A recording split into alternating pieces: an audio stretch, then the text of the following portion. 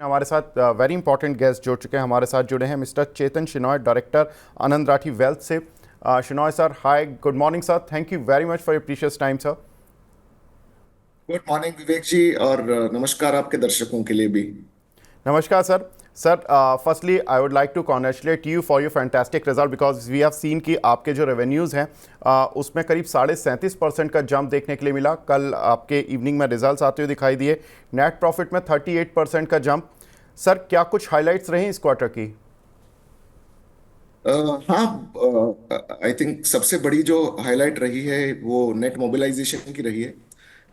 Market ने support किया, ये हम सबको पता है क्योंकि हम सब मार्केट में हैं। बट उसके अलावा मुझे इस बात की बहुत खुशी है कि हम इस पहले क्वार्टर में लगभग 3,364 करोड़ का नया पैसा लेके आ पाए हैं मार्केट से, विच इज़ अबाउट पिछले साल के फर्स्ट क्वार्टर के कंपैरिजन में अबाउट 173% का growth. So last year first quarter में हमने 1,200 करोड़ के आसपास लेके आए थे। इस साल के पहले क्वार्टर में हम लोग लगभग 3,364 करोड़ लेके आ पाए हैं। दूसरा हाईलाइट ये है कि जो 3,300 करोड़ हम लेके आए हैं उसमें से लगभग 60%, 60% 2,000 करोड़ आए हैं हमें इक्विटी में, इक्विटी म्यूचुअल फंड फंड के अंदर।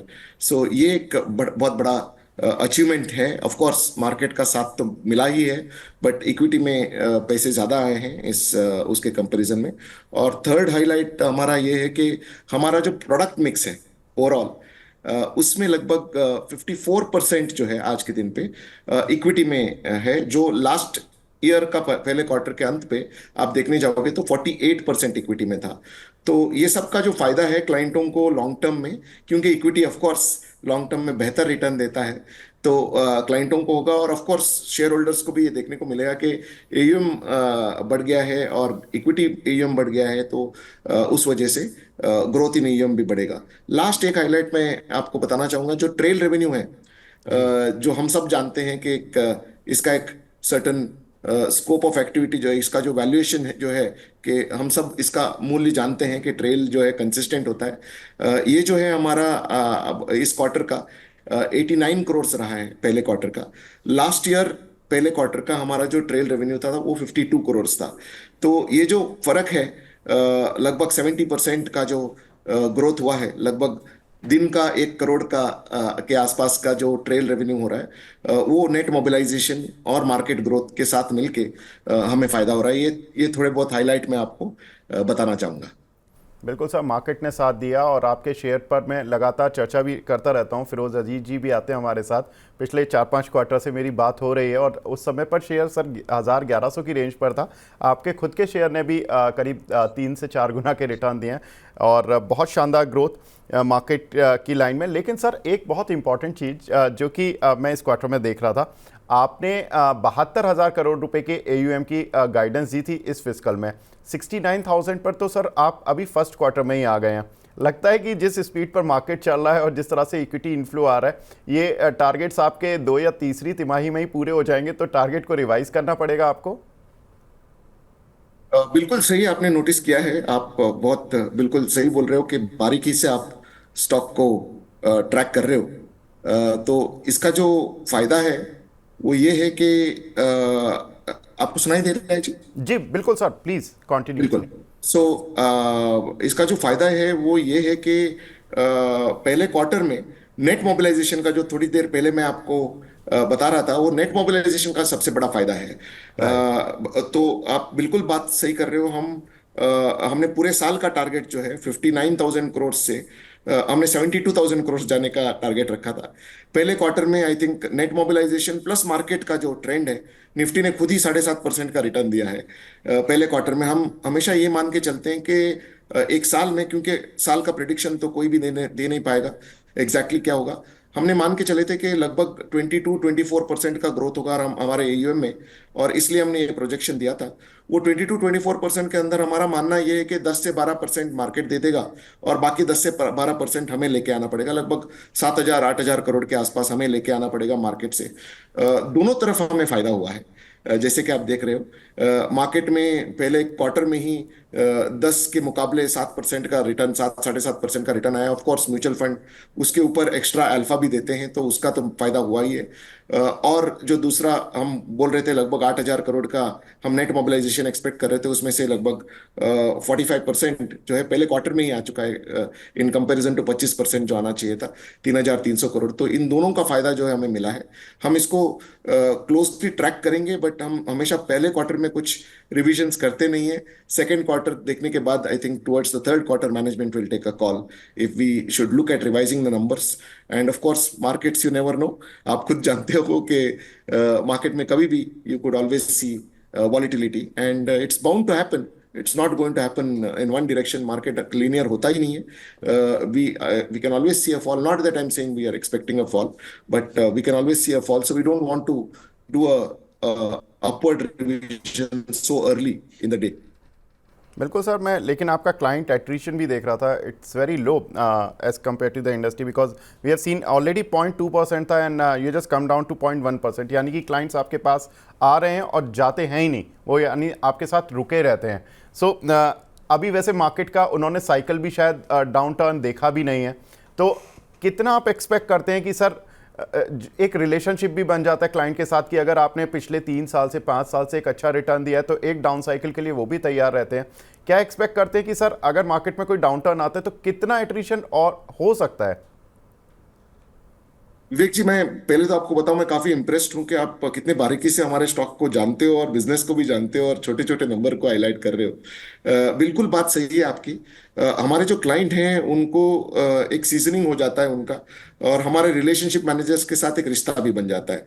तो आप दो चीजों को एक्चुअली देखेंगे अगर, तो क्लाइंट एट्रिशन तो 0.1% रहा ही है, जो बिल्कुल बहुत बढ़िया बात है। बट आप दूसरी बात अगर देखने जाओगे, जो हाईलाइट है, हमारा आरएम एट्रिशन जो है, क्योंकि रिश्ता क्लाइंट का आरएम के साथ बनता है, राइट। तो हमारा आरएम एट्रिशन जो है 4 क्वार्टर लगातार हमारा आरएम एट्रिशन 0 रहा है। तो जी। इसका भी बहुत बड़ा फायदा होता है, क्योंकि रिश्ते ऑर्गेनाइजेशन के साथ डायरेक्टली नहीं बनते, राइट। ऑर्गेनाइजेशन का रिप्रेजेंटेटिव के साथ बनता है। राइट। तो ये तो आई थिंक इसका एक बहुत बड़ा हाथ है। हमारे 350 360 अभी रिलेशनशिप मैनेजर्स हैं। एक और चीज आपने नोटिस किया होगा कि the number of relationship managers जो है हमारे, बिल्कुल। 360। 28-29 न्यू रिलेशनशिप मैनेजर्स हमने ऐड किए हैं। हम धीरे धीरे एग्जैक्टली। बढ़ाते हैं, ट्रेन करके फिर बढ़ाते हैं। बट इसका जो है फायदा होता है कि क्लाइंट एट्रिशन कम हो जाता है और क्लाइंटों का एक्सपीरियंस भी अच्छा रहता है।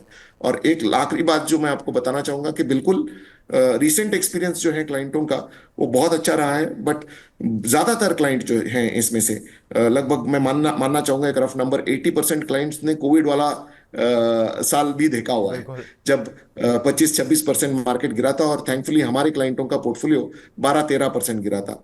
तो आई थिंक एक रिश्ता जो है वो साथ में हाथ पकड़ के ऊंच नीच गुजरने से ही होता है।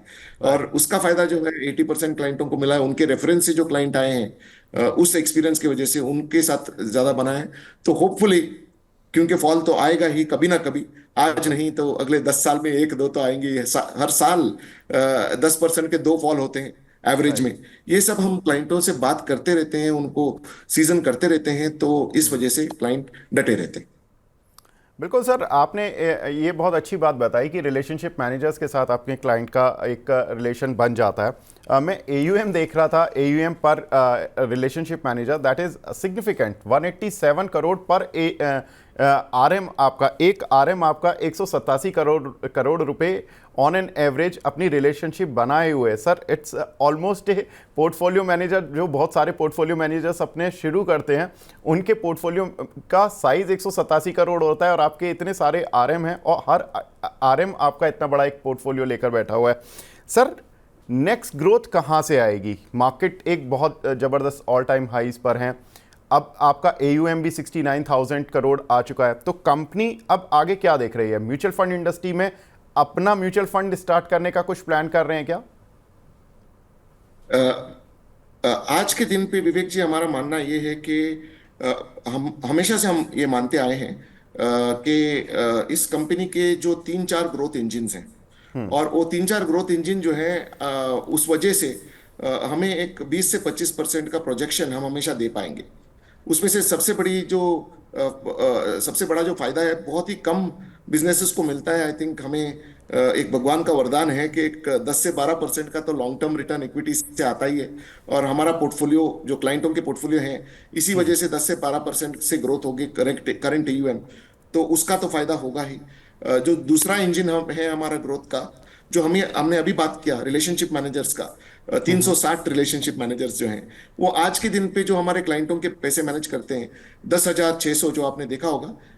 आज लेटेस्ट नंबर ऑफ क्लाइंट्स जो हमारे हैं, जिन्होंने अपने जिंदगी भर की जमा पूंजी का बड़ा हिस्सा हमें दिया है, और धीरे धीरे मेहनत करके हम और उनका नया एलोकेशन प्लस उनका जो बाहर पड़े हुए हैं पैसे रियल एस्टेट में वगैरह, वो लेके आने की कोशिश करते हैं। टूल्स बनाए हुए हैं हमने, इतने सारे टूल्स बनाए हुए हैं। हर क्वार्टर में हम नए टूल्स लेके आते हैं ताकि क्लाइंटों को फायदा दिखे कि हम इक्विटी में वर्सेस दूसरे एसेट क्लासेस में कहाँ जी। रखना चाहिए पैसा। तो इसका एक फायदा होता है हमें। तो ये दो दो जो है बड़े इंजिन हैं।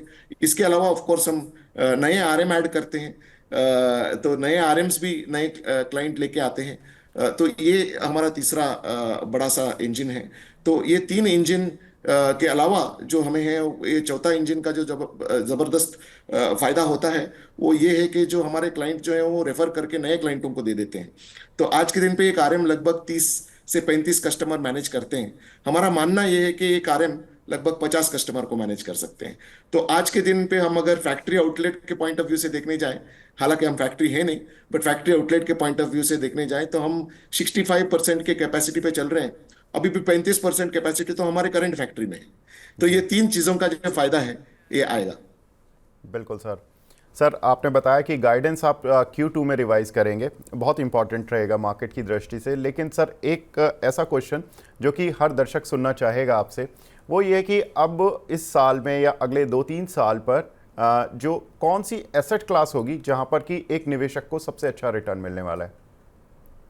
विवेक जी, पहले तो रिवीजन होगा कि नहीं वो मैनेजमेंट का कॉल होगा, जैसे मैंने बताया। बिल्कुल sir. But we are last year also हम एंटिसिपेटिंग बहुत सर। बहुत खुशकिस्मत थे लास्ट ईयर के, हम कर पाए और जो टारगेट रखा गया था हो भी गया। इस साल भी कोशिश पूरी रहेगी, पर हमारा हमेशा मानना रहा है कि हम टारगेट ऐसा रखें जो अचीव होने की गुंजाइश बहुत राइट। ज्यादा हो। Under commit and over deliver जो है हमारा पॉलिसी रहा है। तो ये हम राइट। हमेशा मेंटेन करेंगे। आगे जाके जो आपका दूसरा सवाल था, एक्चुअली वही सवाल था कि आगे जाके कौन सा। सो हमारा मानना ये विवेक जी के लॉन्ग टर्म में जो है इंडिया का स्टोरी इक्विटी से ही प्ले आउट होने वाला है। तो इक्विटी से आप दूर नहीं रह सकते। इक्विटी के अंदर हमारा मानना यह है कि आप एक्टिवली मैनेज फंड्स में जो म्यूचुअल फंड सिलेक्ट करोगे, उसमें से 400-500 फंड में से सिलेक्ट करके जो आपका जो पोर्टफोलियो है, 14-15 फंडों का एक पोर्टफोलियो बनाइए। Large cap, mid cap, small cap mix अच्छे से कर लीजिए, क्योंकि आप देख भी रहे हो कितने सारे नए IPO आ रहे हैं। आप देख भी रहे हो कि कितने सारे बिल्कुल। एग्जिस्टिंग स्टॉक्स कंपनियां जो हैं जो एक्सपैंड कर रही हैं। तो राइट। हमारा मानना ये इक्विटी से बिल्कुल ग्रोथ आएगा। और दूसरा जो हमारा प्रोडक्ट है वो भी निफ्टी से ही रिलेटेड है, बट कम रिस्क लेके, आधा रिस्क लेके मार्केट का लगभग 13-14% कमाता है, वो है स्ट्रक्चर प्रोडक्ट। तो इन दोनों का कॉम्बिनेशन में हम हमारे क्लाइंटों का पोर्टफोलियो एलोकेट कर रहे हैं, क्योंकि हमारा कन्विक्शन इक्विटी में बहुत ज्यादा है। और इस वजह से हम इक्विटी में एलोकेट कर रहे हैं।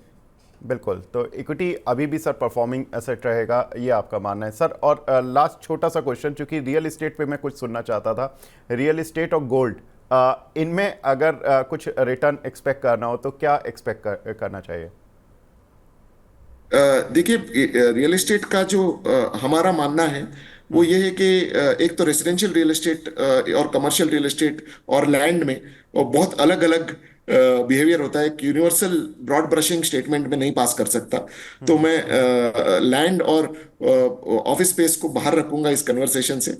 रेसिडेंशियल वाला जो स्पेस है, उधर बिल्कुल एरिया पे डिपेंडेंट है, बट हमने जो स्टडी की है उस हिसाब से हमें समझ में ये आ रहा है कि लगभग 7-8% का जो रिटर्न है, इंक्लूडिंग रेंटल रिटर्न, अभी आप देखने जाओगे तो 7-8% का जो रिटर्न है वही आ रहा है रियल एस्टेट में, डिमांड सप्लाई इक्वेशन के बेसिस पे। और हमारा मानना ये है कि जो लॉन्ग टर्म का रिटर्न हुआ है इक्विटी में, ये 7-8% का वही एक्सपेक्ट कर सकते हो। बट टैक्स एफिशिएंट जो है वो इक्विटी है in comparison to real estate. Having said which, this is what is the expectation from real estate. Gold से जो है हम सब जानते हैं विवेक जी कि गोल्ड कोई डिविडेंड देता नहीं है, कोई बोनस देता नहीं है, राइट। तो अर्निंग एसेट नहीं है। गोल्ड का जो रिटर्न आता है वो उस वक्त पे आता है जब फियर ज्यादा होता है। तो राइट। इसीलिए उसका रोल भी पोर्टफोलियो के अंदर वही होता है कि जब कोई फियर हो तब गोल्ड अच्छा करे। आप हिस्टोरिकली भी देखोगे तो वही होता है। तो लॉन्ग टर्म का रिटर्न जो है गोल्ड पे 9 से 11% में रहा है, बट वॉलिटिलिटी भी बहुत रहा है। और गोल्ड में एक प्रॉब्लम ये होता है कि लंबे समय के लिए बिल्कुल रिटर्न नहीं देता और फिर एक छोटे से पॉकेट में एक्स्ट्राऑर्डिनरी रिटर्न दे देता है। राइट। तो हम सब अब तक ये जानते ही हैं कि as investors and now as relationship managers and experience of managing 10,000 odd clients, client patience खो लेता है राइट। रिटर्न में। तो ये सब काफी सारे फैक्टर्स को साथ मिला के आप अगर देखना चाहो तो I will say gold can be a small part of the portfolio, definitely not the engine of the portfolio. Thank you very much sir, आपसे बात करके बहुत अच्छा लगा, बहुत सारी इंटेलेक्चुअल इंसाइट्स मिली और आपके जो कंपनी के जो रिजल्ट्स हैं और जिस तरह का परफॉर्मेंस है वो काबिल तारीफ है। Thank you very much sir हमसे जुड़ने के लिए and wish you all the thank you best. Vivek ji, thank you, thank you. Thank you sir.